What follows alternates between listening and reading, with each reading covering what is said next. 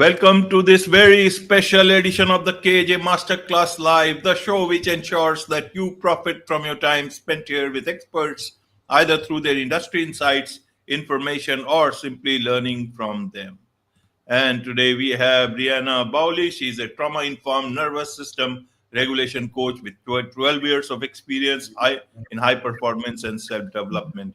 She helps athletes and entrepreneurs to relax into high performance by building from a foundation of ease and alignment. Welcome to the show, Briana.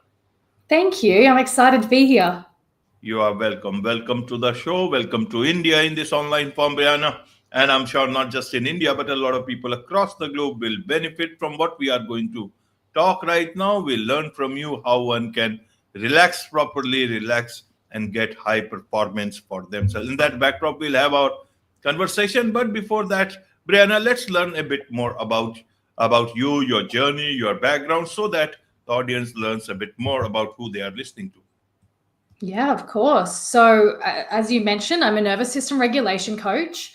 I specialize in working with athletes and entrepreneurs. And in a nutshell, I got into this because I actually came from competitive bodybuilding. That's my background, and then transitioned into competing in martial arts, so predominantly Brazilian Jiu-Jitsu. But through my bodybuilding days, I noticed how much,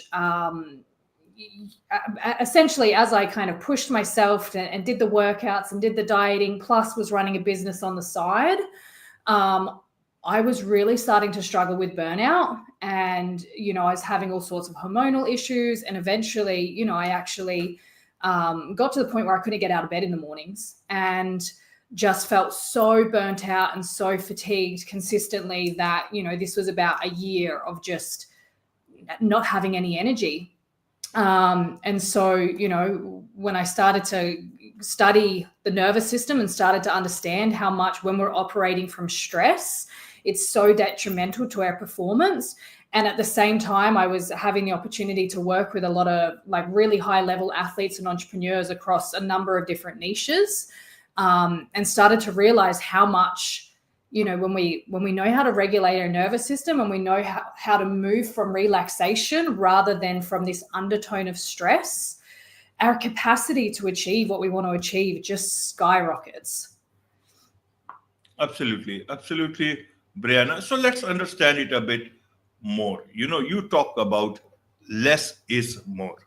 Yes. In today's environment, can you really go for such a thing? Because if you look at high, performance athletes, all coaches focus on training and more training. The more you train, the more better you become. Even in entrepreneurship, it's all about putting more effort. And then, as they say, if you have to achieve something, then you have to put in that extra effort. You have to lose something to gain something. And, even in work culture, if you see, people want as much as from the employees, many hours of work. And that has already led to the great resignation and quiet quitting. So I want to understand the practical aspect of it from different aspects, from the athlete side, from entrepreneur side, even from employee side. How do actually one calibrate the realities of life to the thing called relaxation and achieving high performance? Yeah, for sure. So I'm actually going to answer your question through a story, if I may. Yes. And I'll try to make it as concise as possible, but I think it's a really phenomenal way to get a clear perspective of what I'm referring to when I talk about, less is more. So many years ago, I think I was about 20, I had a pet rat and he was beautiful. He was so sociable, and I'd get him out of the cage and he'd want to cuddle, and, he would immediately go and kind of nestle into the front pockets of my hoodie or of my jumper. And one day I noticed that he'd stopped eating. And as the weeks went on, I noticed him starting to get thinner and thinner. And each time I would get him out of the cage, he would no longer come and cuddle up to me. He would no longer actually relax into, the warmth of my body. And instead, he would spend his days just scampering around the bottom of the cage like a maniac. And I took him to the vet, and they told me that sadly he had a cancerous tumor and that he didn't have long left. And I said to the vet, well, I mean, that doesn't make sense because he's been more active than ever over the recent weeks. He's been, less likely to actually lay down and pause. Like, how can that be if he's unwell? And she explained to me that it's a survival mechanism. She explained to me that, rats are always looking out for overhead predators, eagles, owls, bird life, and so on. And so the best way for them to survive is actually to keep moving because they're in a survival state. Now, the analogy that I use when I work with clients is the flip side of that is the eagle. Now, we look at the eagle, a lot of the time, like, eagles are actually very lazy birds, or a better way of saying that will probably be that they're very efficient. And so what a lot of people don't know is that when an eagle flies, they're not actually flying a lot of the time. They're actually soaring on the updrafts and the thermals. And so the beautiful thing about the eagle is that they do more with less. And a lot of it is about timing and precision in terms of when eagles expend energy. So they'll be soaring on these updrafts until they find their prey, and then they'll dive, and they'll do their hunting from there. And so, what I found was that a lot of athletes and entrepreneurs are aiming for more and more and more, but they're not actually doing more from a space of intentionality and precision. They're I hate to kind of use this comparison, but they're the scampering rat moving consistently to try and survive, rather than being the intentional, precise, dialed in eagle that really moves from ease and from a space of, efficiency. So a lot of the work that I do, if we look at it from a nervous system's perspective, I kind of work across 3 levels. One being top-down regulation. So this is about how we view the world. Bottom-up regulation, which is looking at somatics, so how the body processes things.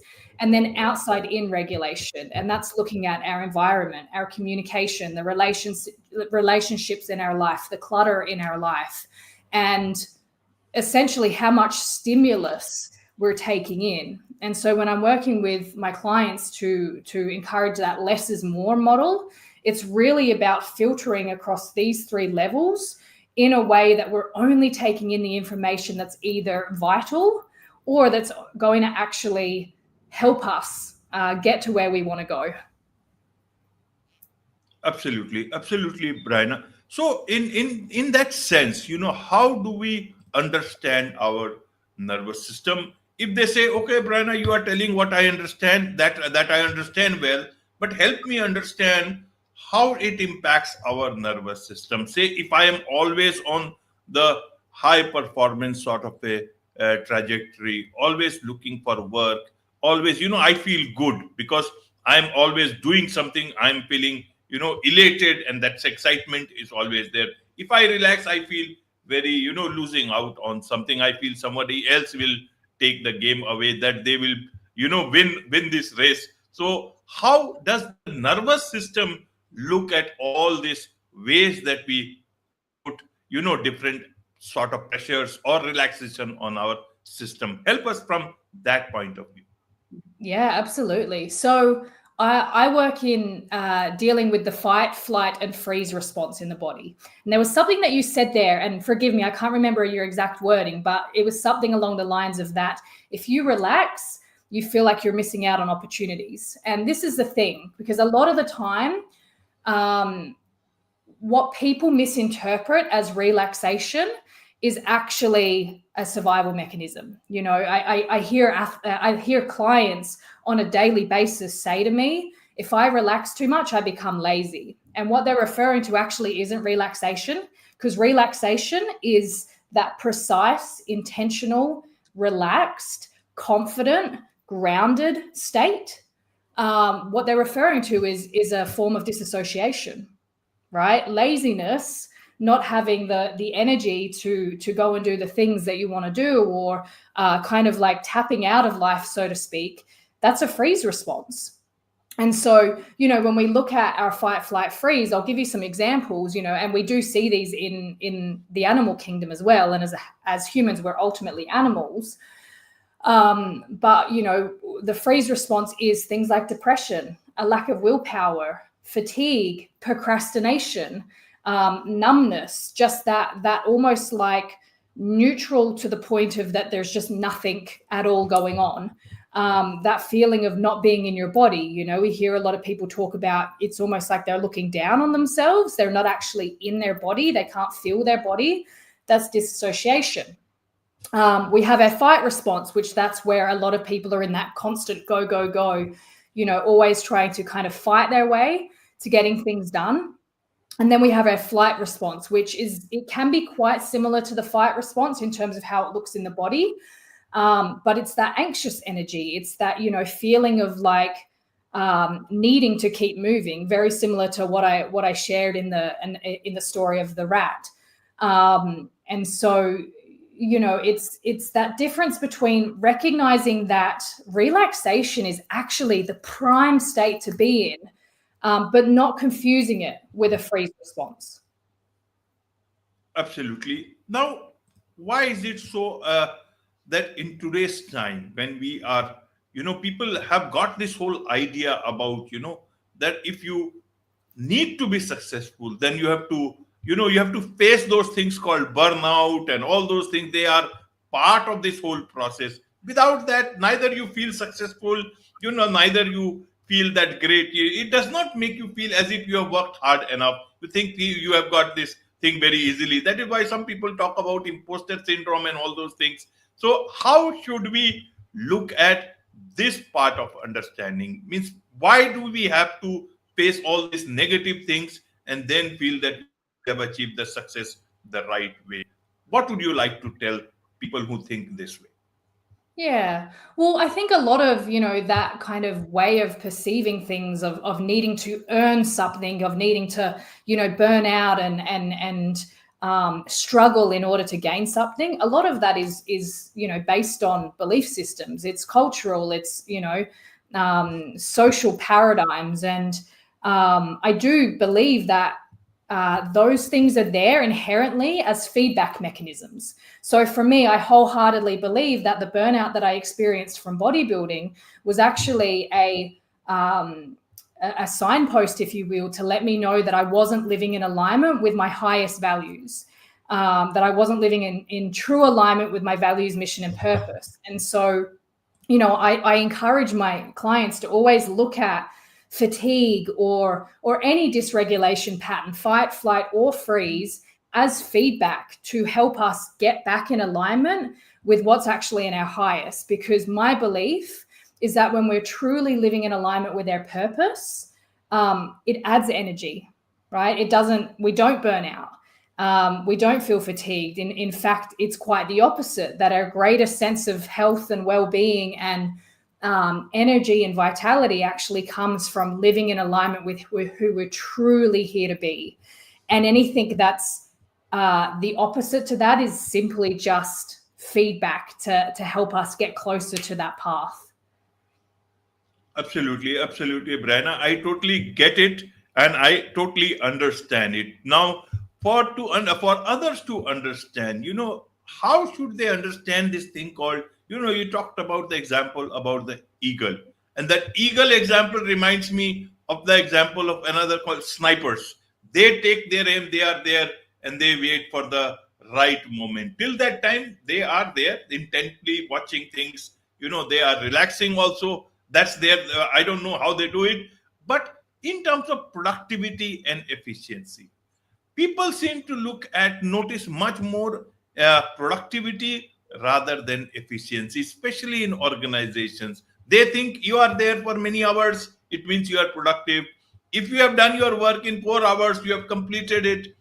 They won't see that very often. Only the smart people will able to understand such smart people. Unfortunately, the world is not like that. How do people look at the efficient part of themselves and try and deal with the world?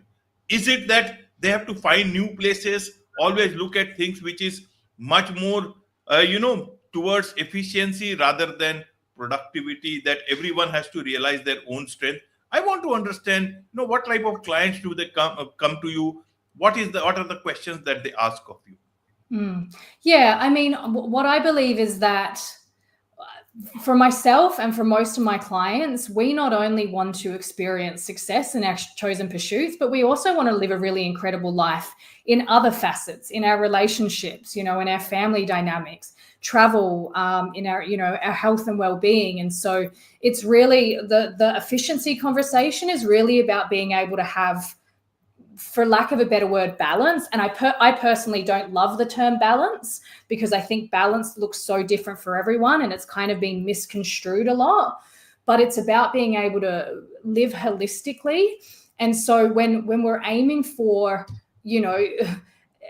8 hours, or because that's what our boss tells us to do, or because that's how long we think we need to work in order to be working hard enough, when we actually track those 8 hours, probably only 4 of those on a good day are we actually getting anything done. And those other 4 hours are getting taken away from like doing the other things, building on these other aspects of our life that would give us a better overall quality of life. And so, when we can start to shift this, flip the script and spend 4 hours working solidly, and then have those other 4 hours to build on other aspects of our life, the world really becomes our oyster. Forgive me, does that answer your question?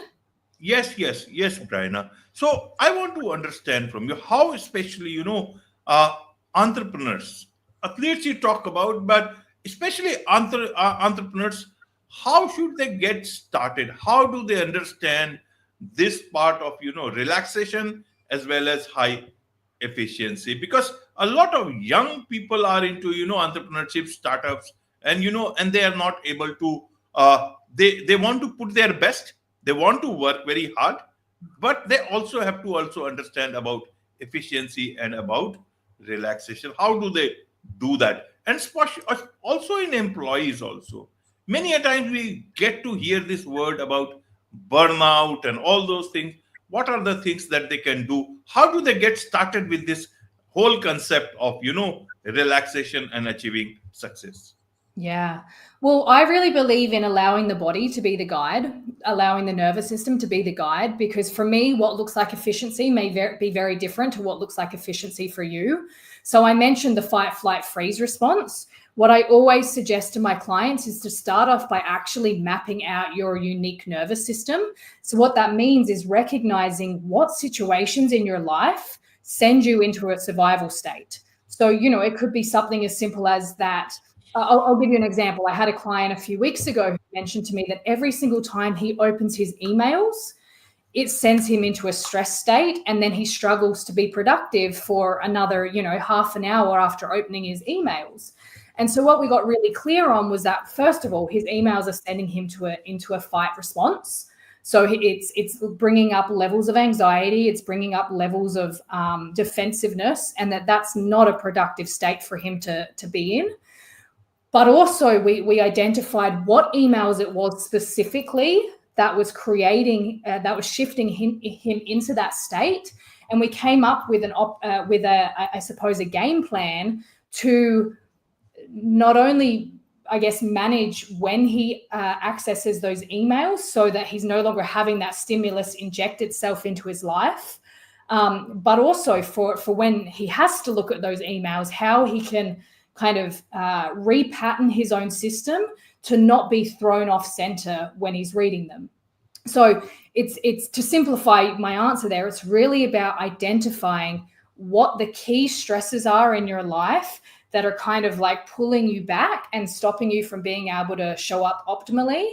And then creating strategies to mitigate them, getting really clear, like, what element is it of this situation that has me feel to go into these survival states, and what needs to shift in order for me to be at my best. It's really about learning how to recognize your own needs, but most importantly, to honor those needs.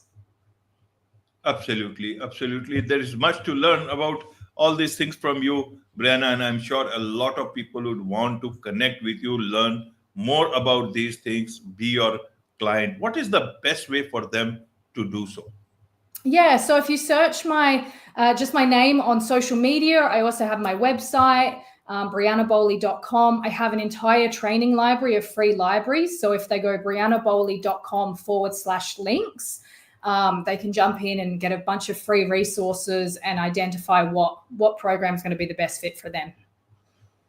Wonderful. With this, it's a wrap on this very special edition of the KJ Masterclass Live. Thank you so much indeed for joining us. Thank you.